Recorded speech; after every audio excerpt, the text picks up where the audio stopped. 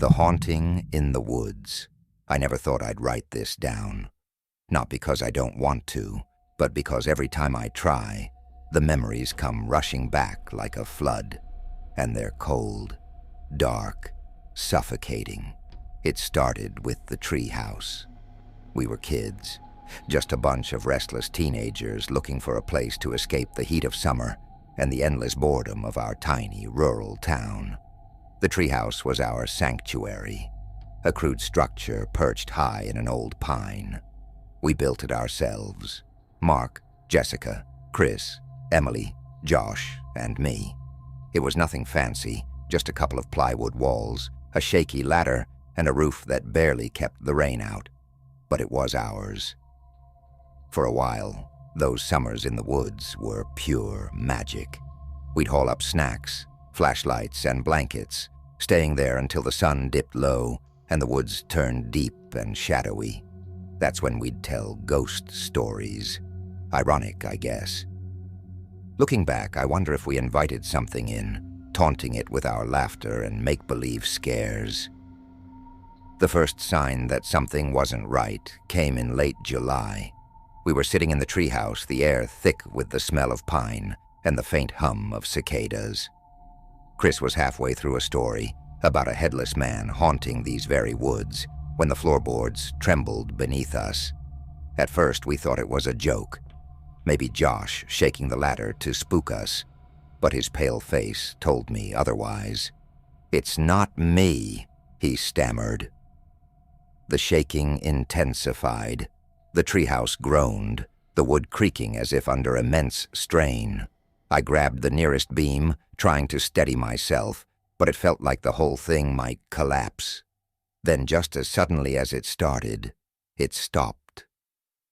Silence. It wasn't the kind of silence you get in a quiet forest. No, this was a suffocating void. No cicadas, no birds. Even the wind seemed to hold its breath. "Let's get out of here," Jessica whispered, her voice barely audible. We scrambled down the ladder, each step feeling like a lifetime. Back on solid ground, we ran, not stopping until we reached the edge of the woods. None of us said a word on the walk home. What could we say? I didn't sleep that night. Every time I closed my eyes, I'd feel the treehouse shaking, hear the groaning wood, and see my friends' terrified faces. The next day, we chalked it up to a freak occurrence. Maybe an earthquake, though none of us had ever experienced one before. We convinced ourselves it was nothing, and went back.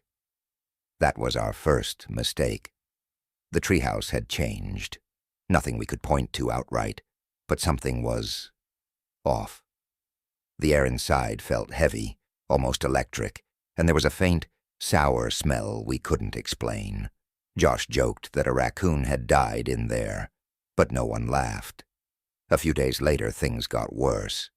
Tools we'd left outside, hammers, a saw, some nails, were neatly arranged on the floor of the treehouse, as if someone had tidied up. None of us admitted to doing it, but we all assumed it was just one of us messing around, until the flashlight incident. We'd been using it the night before, sharing ghost stories like always. When we left, it was lying on the floor, but when we came back the next day, it was hanging from a nail driven into the wall. "Who did this?" I asked, trying to keep my voice steady. No one answered. Emily was the first to suggest that maybe someone else had been up there, maybe some drifter or local kids, but we all knew it wasn't true. The ladder creaked loudly when anyone climbed it, and no one had heard a thing. Then came the figure. It was late afternoon, the sun casting long golden beams through the trees. Emily was sitting on the edge of the platform, her legs dangling. Suddenly she gasped and scrambled back inside, her face pale as chalk. "There's someone out there," she whispered. We all froze, craning our necks to look. At first I didn't see anything, just trees, their shadows stretching across the forest floor. Then I saw it, a figure, tall and shadowy, standing just beyond the tree line. It didn't move, didn't wave or call out, just stood there, watching. When I blinked, it was gone. That was it for Emily. She refused to go back after that, and honestly, I didn't blame her. The rest of us tried to keep going, but the treehouse wasn't the same. The strange occurrences kept piling up. Items moved around, whispers in the wind that didn't belong, and the feeling, God, that feeling, like you were being watched. One night, I dreamed of the figure. It stood at the base of the tree, looking up at me. Its face was a swirling void, featureless and hungry. When I woke, my heart was racing, and I could still feel its gaze on me. That was the last time I went to the treehouse. We all stopped going, one by one. The woods became a place we avoided, a black hole in our summer adventures. Eventually, the treehouse fell into disrepair, reclaimed by the forest. I don't know what it was. A spirit? A trick of the mind? Something older, darker, and hungrier. I don't have answers. All I know is that something was out there in those woods. Something that didn't want us there. And whatever it was, I hope it's content with its silence. But sometimes, late at night, I think about that summer, about the shaking treehouse, the shadowy figure, and the whispers, and I wonder, did we leave it behind, or did it follow us home? The hidden camera. It started on a Sunday afternoon, an ordinary, peaceful day that would shatter everything I thought I knew about safety, trust, and the world around us. My name is David, and this is the story of how my sister Sarah's sanctuary turned into a nightmare. Sarah loved her treehouse. At 12 years old, it was more than a hideaway for her. It was her escape. I was 16, a bit too old for treehouses, but I remember helping Dad build it when I was a kid. It stood at the edge of our backyard, nestled in the arms of an old oak tree. Sarah spent hours up there reading, drawing, and listening to her music. It was her world. That Sunday, I was inside playing video games when Sarah burst through the door. She looked pale, her eyes wide and glassy like she'd seen a ghost. "David," she said, her voice trembling, "there's something in the treehouse. I think it's a camera." I put down the controller, her words hitting me like a punch in the gut. "A camera? What do you mean?" She held out a small black device. It was no toy. Even at a glance, I could tell it was high-tech, the kind of thing you'd see in a spy movie. I took it from her, turning it over in my hands. My skin crawled. "Where did you find this?" "Behind a loose board. I was moving some stuff around and it just fell out." A sick feeling twisted in my stomach. I didn't want to scare her, but I knew this was bad, really bad. "We need to tell Mom and Dad," I said. We showed them the camera, and their faces mirrored my own dread. Mom's hands shook as she dialed the police, and Dad's jaw clenched so tight I thought his teeth might crack. The police arrived quickly, taking the camera as evidence. They asked us a million questions. Had we noticed anything strange lately? Seen anyone around the treehouse? Heard any unusual noises? But the truth was, nothing seemed out of the ordinary. Our neighborhood was the kind of place where doors were left unlocked, and everyone waved at each other. The thought that someone could invade our lives like this was unthinkable. The next few days were a blur of fear and uncertainty. Sarah refused to go near the treehouse. I tried to be strong for her, but the truth was, I was scared, too. Every creak of the floorboards, every rustle of leaves outside, sent my heart racing. Then came the call. The officer's voice on the other end of the line was grim. "We've identified the owner of the camera," he said. It's your neighbor, Mr. Hargrove." I nearly dropped the phone. Mr. Hargrove. The sweet old man who lived 2 houses down. The guy who always handed out full-sized candy bars at Halloween and fixed everyone's bikes. It didn't make sense. It couldn't be him, but it was. The police searched his house and found more cameras, dozens of them, along with hard drives full of footage. My stomach turned when I thought about what might be on those drives. Mr. Hargrove was arrested, his kind smile now a mask hiding something dark and twisted. I couldn't wrap my head around it. How long had he been watching Sarah? How long had he been watching any of us? The worst part was the not knowing. The police couldn't, or wouldn't, tell us what they'd found on the camera. Sarah cried herself to sleep every night, and I felt helpless, unable to protect her from something that had already happened. I tried to confront my own fear by learning more about Hargrove. Why would he do something like this? What was his motive? But the answers were as terrifying as the questions. He had no criminal record, no signs of mental illness. He was just a regular guy with a dark obsession. One night, I found myself standing in the backyard, staring up at the treehouse. The moonlight made it look ghostly, a shadow of what it once was. I climbed the ladder, half expecting to find another camera, or worse, Hargrove himself. But it was empty. Still, the feeling of being watched was overwhelming. I sat there in the dark, trying to make sense of it all. But there was no sense to be found. Evil doesn't always come with an explanation. Sometimes it just exists. In the end, we took the treehouse down. It hurt to see it dismantled piece by piece, but Sarah couldn't stand to look at it anymore. None of us could. It had been her sanctuary, her safe place, and now it was a symbol of everything we'd lost. Hargrove was convicted, but his sentence felt like a hollow victory. The damage he'd done couldn't be undone. Sarah would never look at the world the same way again. None of us would. I wish I could say we moved on. That time healed all wounds. But the truth is, some scars never fade. They linger, a constant reminder of the darkness that can hide in the most unexpected places. Even now, years later, I catch myself looking over my shoulder, scanning the faces of neighbors and strangers alike. Because if there's one thing I've learned, it's this. The monsters we fear the most don't always hide under the bed. Sometimes they wave at you from across the street.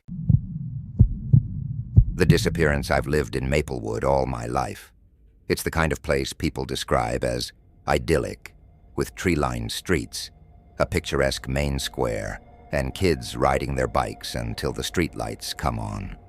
A quiet town where nothing much ever happens. But quiet towns have their secrets. I know because I've carried one for years. The night Emily Carter vanished still haunts me. I was 23 at the time, just back from college and crashing at my parents' house until I figured out my next move. They lived on Maple Lane, just a couple of houses down from the Carters. I'd seen Emily playing in their backyard plenty of times, her laughter drifting over the fence like some kind of cheerful melody. She was a bright, happy kid, the kind who made you think the world wasn't such a bad place after all.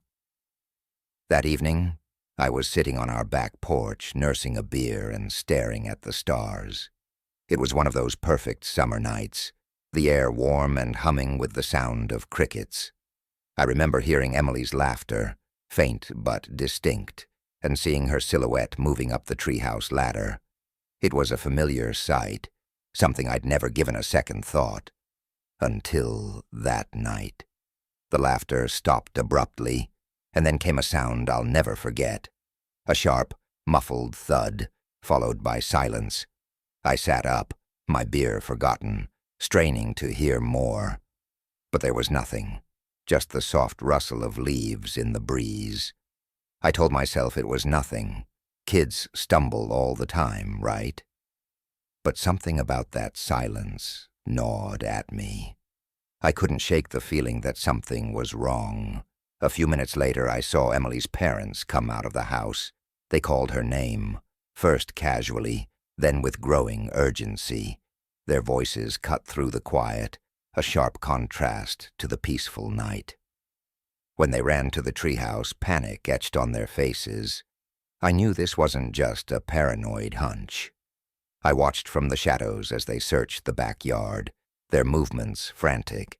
When they disappeared into the house to call the police, I slipped into my shoes and walked out onto the street. Other neighbors were already gathering, their faces pale in the glow of porch lights. It wasn't long before the police arrived, their flashing lights bathing the neighborhood in red and blue. I stood there, a silent observer, as the officers questioned the Carters and began their search. The treehouse, once a beacon of childhood joy, now seemed sinister, its shadow stretching long and dark across the yard. The search lasted all night. Officers combed the woods, neighbors joined in, and flashlights swept through every corner of the neighborhood. But Emily was gone. In the days that followed, the whole town mobilized. Flyers with Emily's smiling face were plastered everywhere. The police questioned everyone, even me. I told them the truth, or most of it. I said I'd been on my porch, that I'd heard her playing but hadn't noticed anything unusual. But that wasn't entirely true. There was something I didn't tell them, something I've never told anyone. After the laughter stopped, and before Emily's parents came outside, I saw someone in their backyard, a figure, tall and shadowy, moving quickly and deliberately. They were carrying something, a bundle, small enough to cradle in their arms. I didn't recognize them, and before I could process what I was seeing, they disappeared into the woods behind the house. I should have said something. I should have yelled or called the police or done anything other than sit there, frozen. But I didn't. And that decision, or lack of one, has haunted me ever since. Weeks passed with no sign of Emily. The town began to change. People locked their doors, kept their kids close, and looked at each other with suspicion. The treehouse was abandoned, a grim monument to what we'd lost. Then one rainy afternoon, the discovery was made. A group of teenagers, goofing around near the old well on the outskirts of town, stumbled upon a child's shoe, Emily's shoe. The police dredged the well, and there she was. I wish I could say finding her brought closure, but it didn't. The autopsy revealed she'd died from a blow to the head, but there were no fingerprints, no DNA, no witnesses, just an empty well and a dead little girl. The case went cold, and life in Maplewood moved on, or pretended to. But I couldn't. For years, I kept replaying that night in my head, trying to piece together the fragments of memory, the laughter, the thud, the shadowy figure in the yard. Who were they? And why hadn't I done something? Then a few weeks ago I got a letter. No return address, just my name scrawled in shaky handwriting. Inside was a single sheet of paper with 6 words. You know what you saw. Speak. My blood ran cold. No one knew what I'd seen. I'd never told a soul. But someone knew. Now I can't shake the feeling that I'm being watched. I see shadows where there shouldn't be any. Hear footsteps when I'm alone. The guilt I've carried for years has turned into fear. And I don't know which is worse. I don't know if I'll ever have the courage to tell the truth. But one thing is certain. Whoever killed Emily Carter isn't finished with me.